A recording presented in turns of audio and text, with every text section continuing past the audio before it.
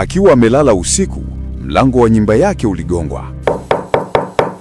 Alipoenda kufungua, mbele yake alisimama mwanamke mrefu mwenye kucha ndefu na nywele chafu. Yule mwanamke alisema, "Nimefuata damu." Onyo, msikilizaji, simulizi hii ni ya kichawi. Kama ni muoga na mtu unayeota usiku, tafadhali usitazame video hii. Mwanawia Swed, binti wa mzee Swed, alikuwa amejifungua hivi karibuni. Taarifa hiyo ilimfikia Bi Chaupole, ambaye akatoa amri ya kutisha.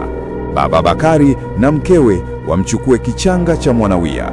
Walipotoka nje, Baba Bakari na Halima walianza kuelekea kwao mzee Swed. Walikuwa wakitembea kwa tahadhari, wakihofia kuonekana.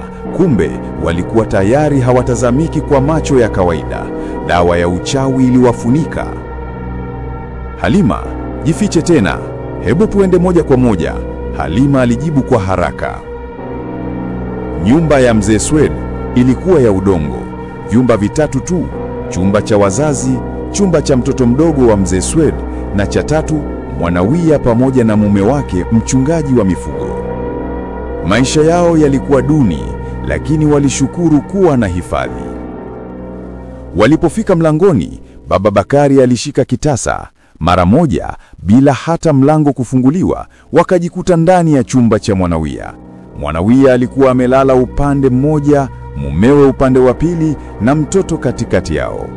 Halima alimgusa Mwanawia kichwani. Mara usingizi mzito ukamkumba tena. Mtoto akaanza kulia kwa hofu, akiona sura mbili zisizomjua. Moja ikiwa na mavazi ya kutisha, mdomo wake ulizibwa, na papo hapo akachukuliwa. Wakati huo huo, Bakari mwenyewe alikuwa akiburuzwa porini na ngee wakubwa kama chatu, miili yao ikimetameta gizani. Pete za kung'aa zenye mwanga wa kutisha zilitundikwa kwenye mikia yao zikiongoza njia. "Niacheni, niacheni jamani!" Bakari alipiga kelele. Hakuna aliyeyajibu maneno yake.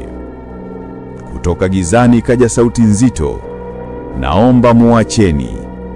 Ni Bi Chaupole, amekaa kwenye kiti cha enzi kilichozungukwa na moshi wa damu. Ngee wakamtupa Bakari chini na kutoweka gizani. "Bakari, kijana wa kishujaa, unajiona wewe mtaalamu?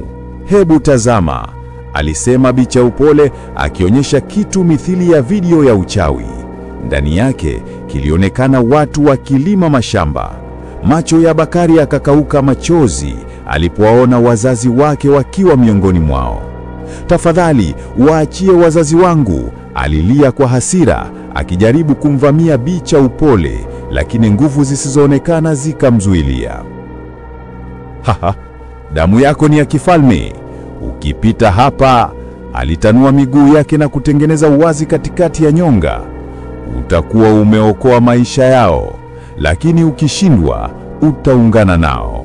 Bakari akavuta pumzi akijiandaa. Wakati huo Mwanawia akiwa nyumbani kwake, aliinuka kitandani. Mikono yake ilipopapasa, aligusa shuka tupu. Mtoto hayupo. Hofu ikapanda. Haraka akamwamsha mume wake. "Baba Siku, amka, mtoto hayupo."